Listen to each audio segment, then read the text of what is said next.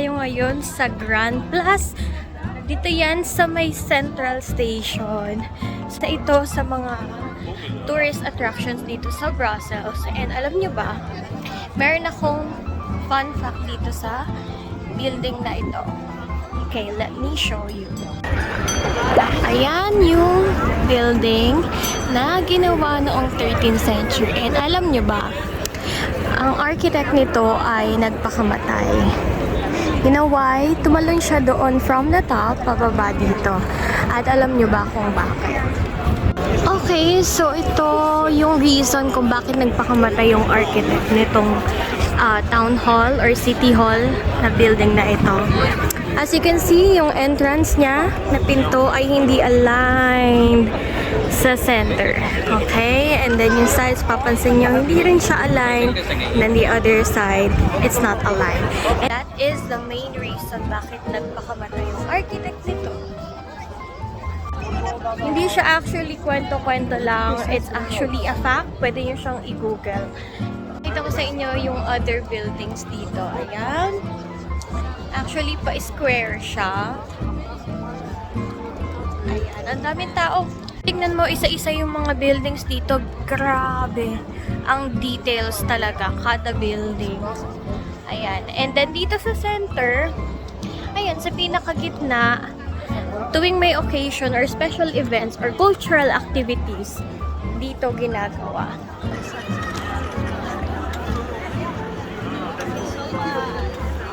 On the right side of the town hall, makikita itong monument ng isang Belgian hero, and it is said to bring luck and grant wishes to anyone na hahawak sa kanya, especially sa arm. So to anyone na pupunta sa Brussels, make sure pumunta dito. And when you walk straight ahead, makikita nyo itong mga gold living statues. You can take pictures with them, videos, and you can just give any amount as donations. Okay. Huwag ka lang sasama. Ang dami-daming tao dito kasi napakadaming kainan, ang daming inuman, tapos marami ding mga souvenir shops. Pero ang dami-daming variety or flavors na mga Belgian chocolate dito.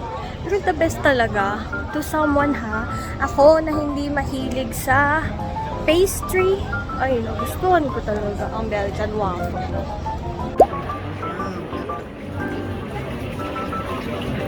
I'm not for sale.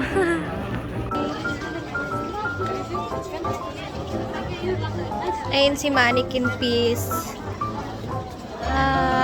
Nakadamit siya ngayon. Alam nyo ba na more than 1,000 ang damit ni Mannequin Piece? Nakabihis siya on special occasions. And kung isa-search nyo yung website ni Mannequin Piece, makikita nyo doon yung mga days or mga dates kung kailan nakadamit siya at ano yung reason bakit nakadamit siya, anong special occasion. Nakakatawa kasi ang story nito ni Mannequin Piece, actually sobrang liit lang niya. Ang kwento nito is na-prevent niya ang sunog dito sa Brussels dahil inihian niya yung fuse ng explosive. Yan yung reason kung bakit sikat si Mannequin Piece. Actually, itong statue na to na nandito ngayon ay replica na lang siya. Kasi since 1936, paulit-ulit na ninanakaw yung totoong statue. So, pinalitan nila ng replica na lang. And then yung original, inilagay na nila sa Brussels Museum. Cute! Ngayon naman, papunta kami sa isa pang statue na ang sabi ay kapatid daw ito ni Mannequin Piece. Kaya lang along the way, meron kaming nakita sa may gilid na nagpiprint out ng picture mo sa isang dyaryo. Sobrang ganda ng print and akala namin may bayad. But this guy said yung mga donations na ibibigay ng mga tourists ay idodonate niya sa mga Ukrainian. And he is also from Ukraine. That's why he is doing it. Oh! Wow! Thank you! That's cute! Oh, wow! Thank you! Isa naka-anim pata. Thank you! You too. This is Janike Peace, the said sister of Mannequin Peace. Sabi dito, kapag nag-throw ka ng coin, it will protect you.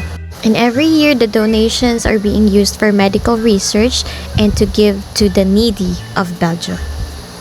That is it for the vlog. I hope everyone will get to visit Brussels, Belgium in the future. Have a nice day!